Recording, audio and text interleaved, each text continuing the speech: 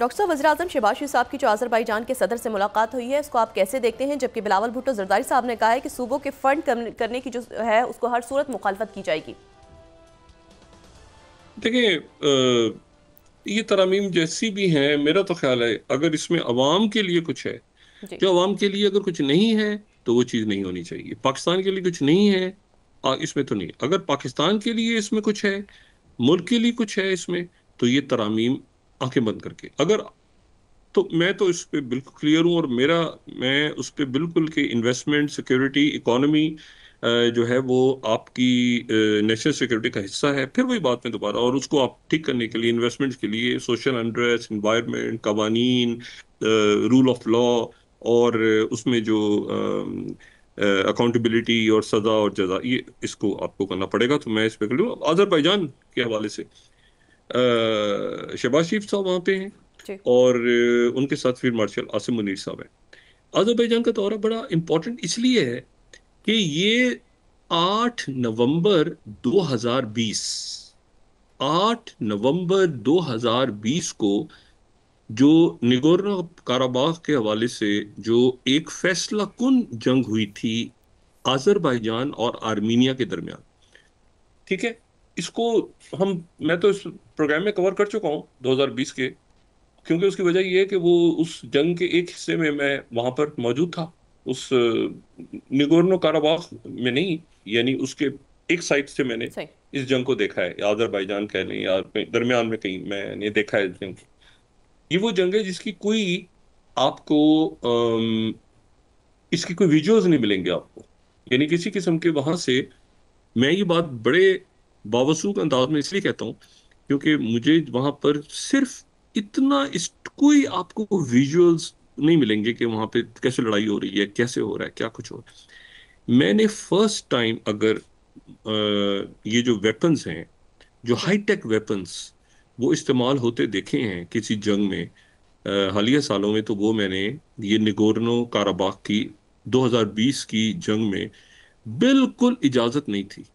Telephone या camera तो आप छोड़ दें, लेकिन जो लेटेस्ट वेपन्स इस्तेमाल हुए, और दूसरी बात, पाकिस्तान की उसमें क्या इंपॉर्टेंस है? जी। पाकिस्तान की उसमें इंपॉर्टेंस ये कि पाकिस्तान अजरबैजान के साथ था। सही। पाकिस्तान अजरबैजान के साथ था बिल्कुल उसी तरह, यानी सिर्फ सिफारती महाजों पे नहीं, कई हवाले से सिक्योरिटी के मामला पे भी, सिक्योरिटी के हवालों से पाकिस्तान वहां पे मौजूद था। और अजरबैजान के साथ पाकिस्तान मौजूद था, और पाकिस्तान ने दो मुल्कों को नहीं तस्लीम किया आज तक। तीन मुल्कों को पाकिस्तान नहीं मानता। एक तो दायरे ताइवान को तो आप साइड पे फेंके ना, जी। बाकी दो मुल्कों को पाकिस्तान नहीं मानता। एक उसमें इसराइल है और दूसरा आर्मीनिया है। और वो आर्मीनिया को इसलिए नहीं मानता कि अजरबैजान को मानता है, और तुर्की, चूंकि अब देखिए ना, आप एक मुल्क को मानते ही नहीं है इस बेस पे। आपके स्ट्रेटेजिक ताल्लुकात की नौयत देखिए कैसी है तुर्की के साथ और अजरबैजान के साथ, जी। कि आप एक मुल्क को, आपके आप नहीं जा सकते आर्मीनिया, ठीक है, आर्मीनिया को तस्लीम ही नहीं करते। लेकिन अब अगर इनके दरमियान सुलह होती है तो फतह जो हासिल की पाकिस्तान ने, अजरबैजान आपका स्ट्रेटेजिक पार्टनर, आप उसके साथ जंग में, और उससे बड़ा एक मामला बड़ा अजीब सा था, क्योंकि सीएसटीओ का मेंबर जो है वो तो आर्मीनिया भी था। आर्मीनिया इंतजार करता रह गया कि रशिया, प्रेसिडेंट पुतिन ने अजरबैजान के ऊपर हाथ रखा, ठीक है, और वो उसके नतीजे में वहां पे एक अजीब क्यास फैल गया, उनके पीएम अगेंस्ट हो गए, हंगामे फैल गए, सब कुछ हो गया, लेकिन वो कंट्रोल हो गया। अब आर्मीनिया अजरबैजान के दरमियान दोस्ती भी रशिया ने करवा दी, जो बाद में प्रेसिडेंट ट्रंप ने भी उसको एंडोर्स कर दिया। तो लेकिन जो फतह हासिल की थी वो 8 नवंबर 2020 को की थी। अब ये 8 नवंबर चूंकि कल है, तो इसलिए जरूरी था कि पाकिस्तान से जो है वो शहबाज शरीफ साहब का और आर्मी चीफ आसिम मुनीर साहब का, फील्ड मार्शल आसिम मुनीर साहब का वहां होना जरूरी था, क्योंकि ये अस्करी, ये मैंने आपसे कहा ना, military diplomacy, people to people, फौज, टेक्नोलॉजी, आगे बहुत कुछ हम अजरबैजान के साथ हैं, तो उनको मुबारकबाद भी देते हैं इस उनकी जो ये जो विक्ट्री डे है कल। जी। तो ये बड़ा इंपॉर्टेंट है। अच्छा, अब तो मैंने आपसे कहा ना कि अब रीजन में, तब देखिए ना, यानी आपने, अच्छा, इंडिया आर्मीनिया के साथ था, ये भी एक बड़ी इंटरेस्टिंग बात है। ऐसा नहीं है कि इंडिया आर्मीनिया के साथ था, मुकम्मल इंडिया, आर्मीनिया जो था वो इंडियन वेपन्स यूज कर रहा था। तो एक मेरा ख्याल है कि एक कई हवालों से ये जो कल का दिन है ये पाकिस्तान के लिए इंपॉर्टेंट है, तो वो वहां पे पहुंचे और पहुंचना बड़ा जरूरी था, और उनके लिए भी बड़ी जबरदस्त बात है कि वो दुनिया को बताएं कि भाई ये जंग जो है उसमें हमारे साथ जो है हमारा स्ट्रेटेजिक पार्टनर भी शरीक हुआ था। और फिर हमारे जो मसाइल हुए इंडिया के साथ, तो फिर जाहिर है कि आज़रबाईजान साथ खड़ा था हमारे। अच्छा, एक तो बात ये हो गई। दूसरी जो बात है वो ये है कि आने वाले, एक तो विक्टर ओबन पहुंच रहे हैं वहां पे, और वो यकीनन विक्टर ओबन जो है वो बुडापेस्ट समिट तो कैंसिल हो गई। अब मेरा ख्याल से शायद उसकी कोई मीटिंग होती है प्रेसिडेंट पुतिन की, नहीं होती। प्रेसिडेंट पुतिन ने तो वेनेजुएला से नाइजीरिया, नाइजीरिया से वो सेंट्रल एशिया, और इधर उधर वो हर तरफ प्रेसिडेंट ट्रम्प एक्टिव है इस वक्त। अमेरिका बहुत एक्टिव है इस वक्त, और चाइना भी। चाइना और रशिया वो तो आराम सुकून से एक लॉन्ग प्ले, जो प्रेसिडेंट ट्रम्प ने कहा कि हम भी लॉन्ग प्ले करते खेलते हैं ना, उनको बहरहाल वो अब यहाँ पे इस रीजन में और दुनिया में बहुत कुछ होने वाला है, और पाकिस्तान उसमें सेंटर टेबल पे। दूसरी बात जो प्रेसिडेंट ट्रम्प ने की है आज, वो उन्होंने की है, जो कि मैं अरब न्यूज को कोट कर रहा हूँ, 26। उन्होंने कहा है कि US pushes UN draft resolution banking, अब अमेरिका उसको लेकर आ गया है। ठीक है, यूनाइटेड नेशंस में वो करारदाद पेश हो रही है, जो कि इंटरनेशनल स्टेबलाइजेशन फोर्स को इंडोर्स करेगी। ठीक है, और ये मैं कोट कर रहा हूँ अरब न्यूज, और फिर मैं अनदोलो एजेंसी जो कि तुर्किया की है उसे कोट कर रहा हूँ। 27th, international stabilization force set for Gaza on the ground very soon. ये बहुत जल्द इंटरनेशनल स्टेबलाइजेशन फोर्स आ जाएगी।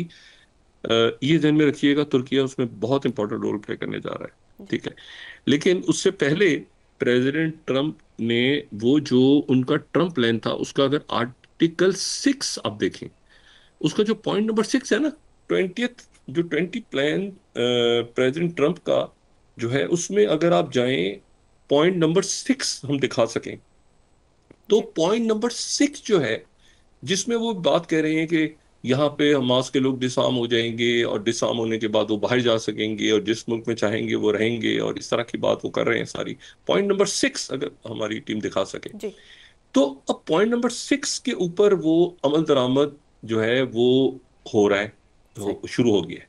ठीक है, और वो पॉइंट नंबर 6 पे इस तरह से अमल दरामद हो रहा है कि इसमें यहाँ पर मैं कोट कर रहा हूँ, जो टाइम्स ऑफ इसराइल का 29th है, कि स्टीव विटकॉफ ने कंफर्म किया है कि अमेरिका इसराइल से कह रहा है अब कि फौरी तौर पे जो इसराइल ने क्या देनी है, एक अमेरिका ये प्लान कर रहा है, जो 29th है, इस ड्राफ्ट के अंदर ये है कि जो अक़वाम मुत्तहिदा की तरफ से एक जर्नल एमनेस्टी दी जाएगी तमाम जो वहाँ पे फाइटर्स मौजूद हैं, या उनके लीडर्स हैं गजा में, या जो कैदी रिहा होंगे, और सारे मरवान बरगूती और सारे, और उनको एक, और उनकी सेफ्टी, फिर एक जनरल उनको एमनेस्टी दी जाएगी। कहीं पर उनको कोई, वो चाहे तो वो रहें गजा में, चाहे तो वो गजा से बाहर चले जाएं, लेकिन वो दूसरे मुल्कों में जाके रहें, लेकिन वो जो है वो उनको जनरल एमनेस्टी दी जाएगी। ये स्टीव विटकॉफ, और मैंने आपको यहाँ पे कोट कर दिया कि ये अमेरिका की तरफ से उनको आ गया है कि भाई ये सीज फायर के बाद अगले मरहले की तरफ तेजी से निकल जाएं आप। और 28th भी मैं यहाँ कोट करूंगा, अमेरिका ने इसराइल से कहा है कि वो वहां से फौरी तौर पे अब मजीद लोगों को ये जंग वंग सारी खत्म करके, और यहाँ से लोगों को, उनके रहनुमाओं को निकलने दें। और जाहिर है कि अब वो यरगमाली भी सारे निकल गए, और स्टेबलाइजेशन फोर्स जब जाएगी, तो उससे पहले पहले हमास की जो लीडरशिप है और उनके जो फाइटर्स हैं वो वहां से निकल चुके होंगे। मतलब अरेंजमेंट ऐसे हो रहा है कि स्टेबलाइजेशन फोर्स जब पहुंचे वहां पे, तो वो हमास के लोग या बाकी जो भी वहां पे, उनको डिसआर्म वो नहीं करे, उनको जो है ना वो जरूरत ही ना पड़े वो जो डिसआर्म करने की। बल्कि उससे पहले पहले जो हमास की लीडरशिप है, और ये तय हो गई, हमास की लीडरशिप ऑन बोर्ड है इस पे, जो इनकी मुलाकात हुई थी स्टीव विटकॉफ और जेरेड कुशनर की इजिप्ट में, उसमें ये मामला तय हो गए थे। सही। तो अब इन पे दबाव आ गया है कि ये बाहर निकलें, और स्टेबलाइजेशन फोर्स को कह रहे हैं कि वेरी सून वो वहां पर पहुंच जी। जाएगी।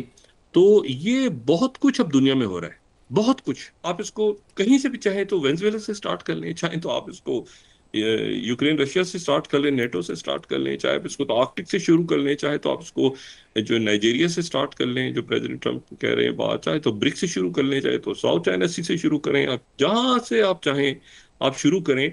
एक बड़ा ग्लोबल सिनेरियो डेवलप हो रहा है, और पाकिस्तान में आने वाले दिनों में उस पाकिस्तान की बहुत अहमियत है उस सारे उन सारे मामला से जो ग्लोबल लेवल पे तय हो रहे हैं। जी। जी।